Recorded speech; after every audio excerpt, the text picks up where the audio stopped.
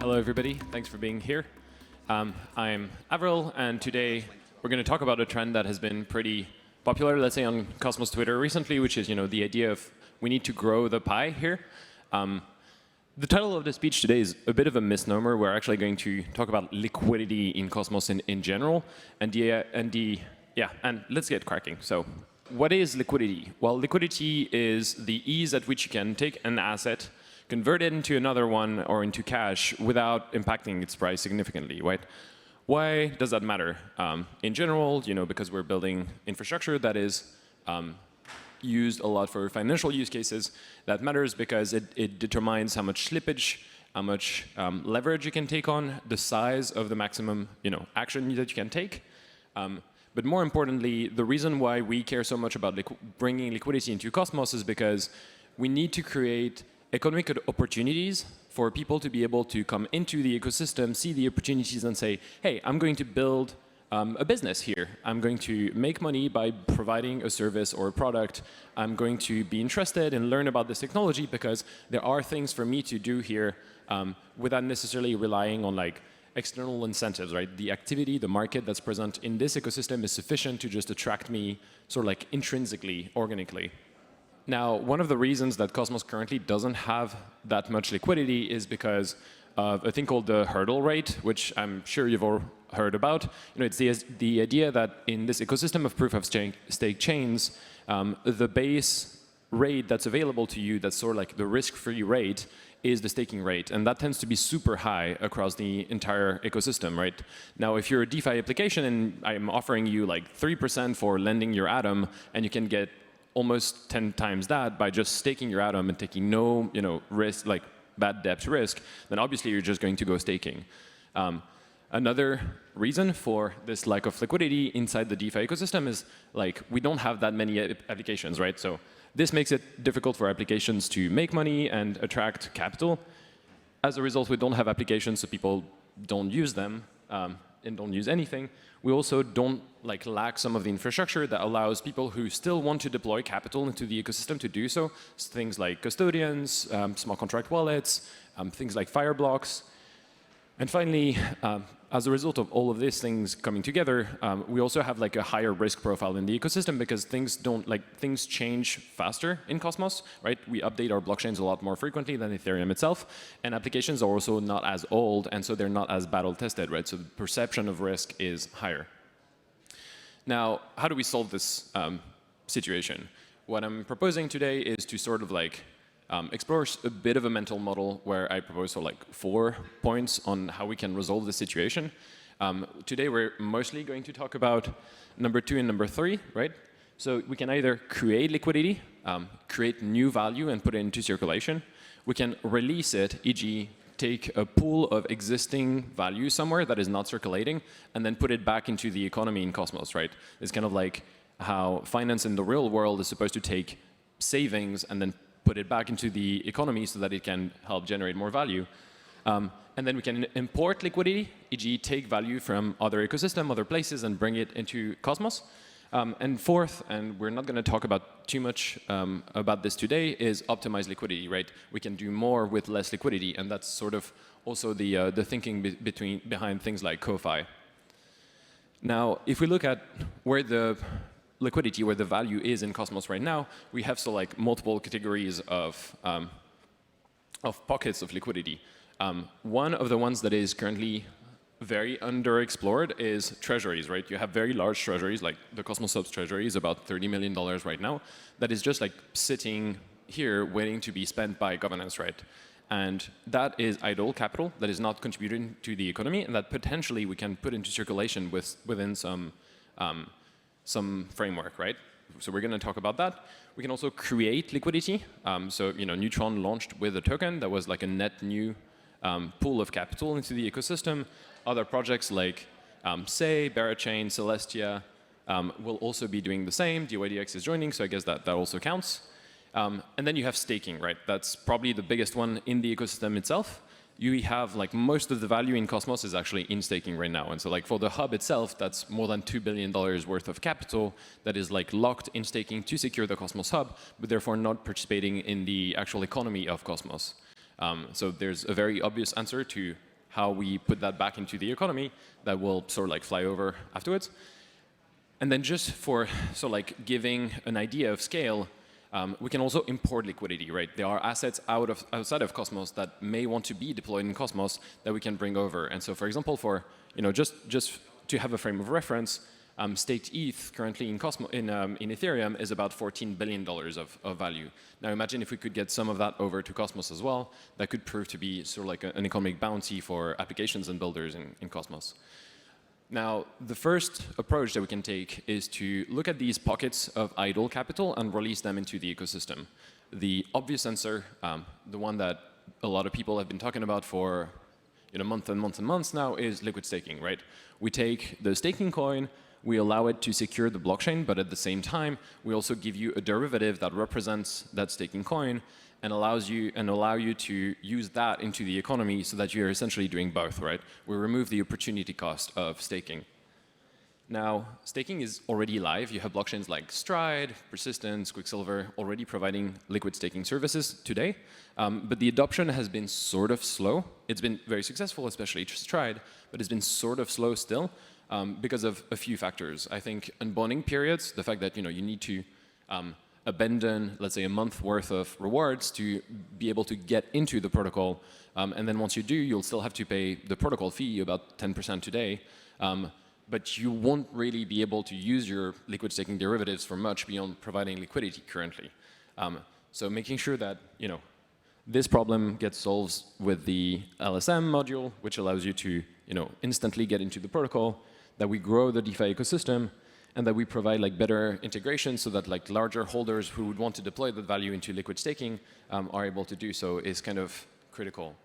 Now, liquid staking wasn't a very new idea, but one of the things that is now sort of appearing in Cosmos and that is a very Cosmos native type of idea is liquidity as a service, e.g. how do we allow DAOs to manage their treasuries and put them into the, and actually participate in the economy despite the different type of entity that they are, but despite their structural disadvantages. We think that this potentially can be a tremendous business for the Cosmos Hub specifically, because there has been this desire to accrue value to Atom, but exactly how to do so has been sort of the topic of very heated debates for months and months now. The hub currently is very minimalistic. It doesn't do a whole lot, but it's already super good at two things. One, being very secure, and two, having Atom, which is worth money, right? It's very liquid, it's worth a lot of money, and that is something that the hub can actually monetize. This is something that's already happening. We had a proposal recently that passed for the hub itself, its treasury, to deploy capital into a DeFi application to do liquid staking and then provide liquidity in a liquidity pool. The main issue with the way we currently handle this is that this was a sort of a grant, right? There's no monetization behind, except for the fact that more liquid staking with Stride, since Stride is now on replicated security, should translate to a little bit more revenue. But the hub is not monetizing the liquidity itself here. It's monetizing securing the consumer chain. We also don't really have a framework. So all of these agreements, like the Stride agreements and the future ones, are sort of just negotiated on the forums. And the kind of proposer has a lot of influence on shaping that debate. And it also requires trusted multisig. We don't really have really good solutions. So it's kind of like the hub sends money out of the treasury, and then we trust that it will be handled carefully and according to the proposal's text. Now, what we propose is to actually systemize this, right? Make a framework, a set of smart contracts, some infrastructure that would allow us to do this in a programmatic, in a constructed, in a strategic approach, so that the hub could deploy its liquidity into the ecosystem, monetize this, and therefore, attract more revenue, potentially be able to shore up the inflation by taking basically into account the risk profile of doing so and the rewards that it can get. On the risk side, we have multiple components, right? There's a technical risk, obviously, is this blockchain going to be exploited or what have you?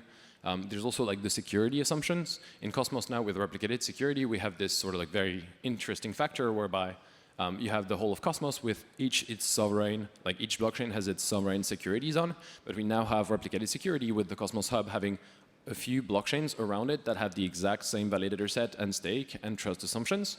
And then you have other economic factor like impermanent loss, structural disadvantages. What that means is like, if the hub wants to take a trade, it needs to do a proposal. That proposal is 2 weeks long. That's plenty of time for everybody to just go and front run the hub, and then the hub executes its trade. Obviously, the price has changed. That's not ideal, right? So all of these means that today, with the current infrastructure, actually deploying liquidity at large scale into the ecosystem is kind of risky for the hub. It could still do so, but it would cost a lot of money. There would probably be less demand for that, and there's more risk of losing the principal, the value of the treasury, which is something that should be very carefully avoided, essentially.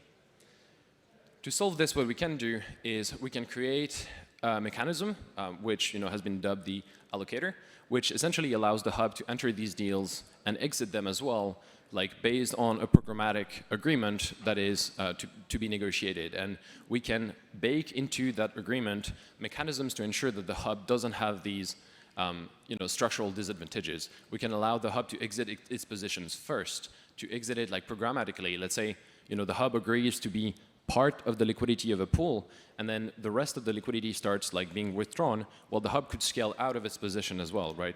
The hub can ask for guarantees, impermanent loss, or others from as part of these agreements. And finally, we need to develop a framework for how we think about these things and how we price them. An example of what that could look like is imagine 2 blockchains like, let's say, Neutron and Archway want to grow their DeFi ecosystem. They want some liquidity to bootstrap their economic activity. Now, they say, hey, we want to borrow Atom, let's say like $10 million of Atom or something. If we look at these blockchains, these projects, we see that they have a very different risk profile to the hub itself, from the perspective of the hub, right? Not necessarily in general, but from the perspective of the hub. On the one hand, you have a chain that's secured by the Cosmos Hub's validator set. As a result of that, it has high economic security, but more importantly, it has the exact same trust assumptions as the hub, and the hub can always send the national guards to repay itself if something happened, kind of.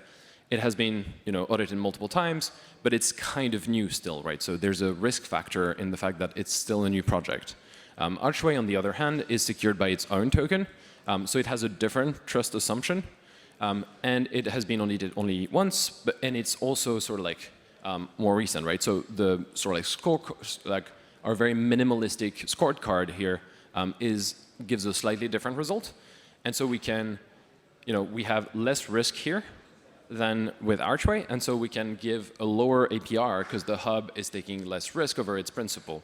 And so what we can do is we can, this is obviously just an example, it's very minimalistic, and it should be expanded and made a lot more systematic, sophisticated, and precise. But essentially we can, for each category of risks, we can really go down into the detail and as a community, agree on how we're going to price these various risks, right? So that we have a very constructed way to essentially say, all right, the hub will make money by deploying, into the ecosystem. It's going to make consistent yield. Perhaps that can subsidize even the security budget of the hub, and is going to do so with a very low amount of risk. Now, another thing that we can do, right? So we've talked about how we release liquidity into the ecosystem, right? Staking, liquid staking, and how we release treasuries into the economy. Now, how about importing capital, right?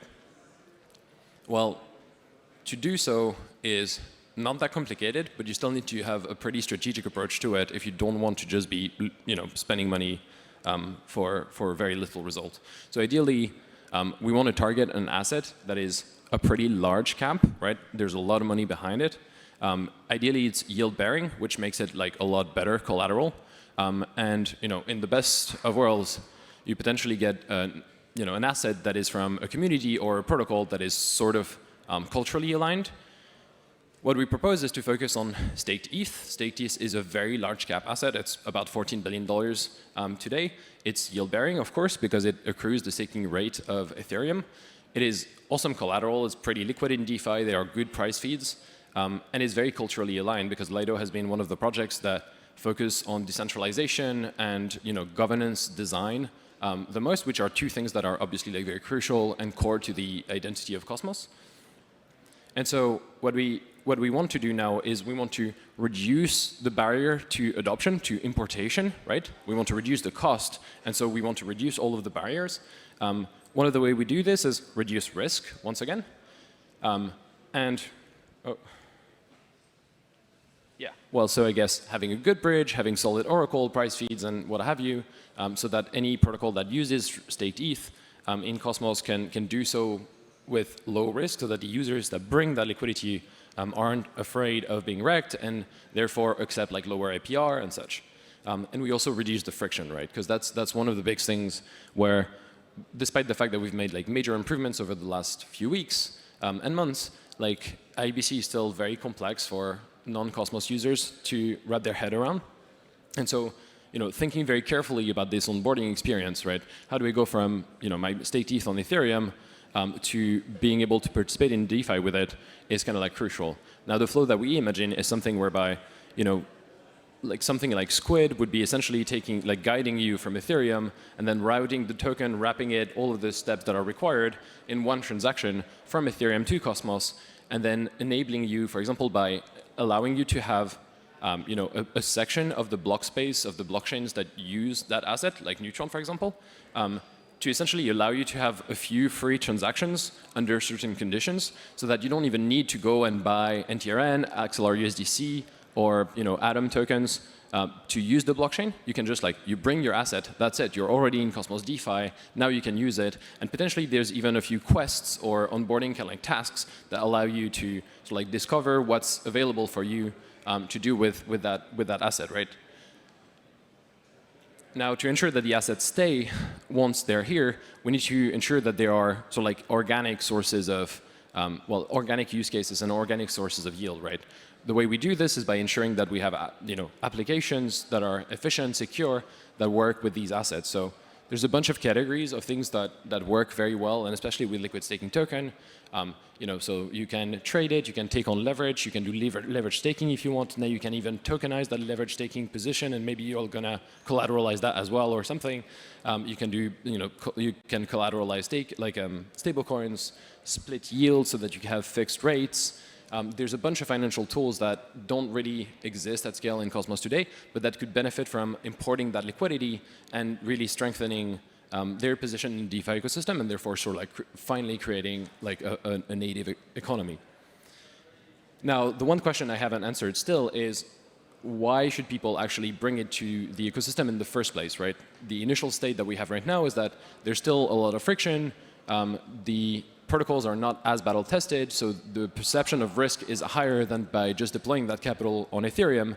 And so to ensure that they actually come, we provide a carrot, right? And the carrot is a multi-million-dollar incentive fund that is being bootstrapped by commitments from, potentially the Neutron DAO if the upcoming proposal is accepted, as well as liquid staking partners, bridge partners. We're joining forces to create this pot of money to use as an incentive to essentially, bring users and capital to the ecosystem and really inject that liquidity so that we can start building an economy in Cosmos. If that sounds interesting to you, well, watch on the Neutron forum and the Lido forums and a few other protocols, because there should be proposal there soon. I hope this talk was interesting and that gave you a few ways to think about how we can actually create an economy in Cosmos. I'm Avril from Neutron, and it was a pleasure to be with you guys.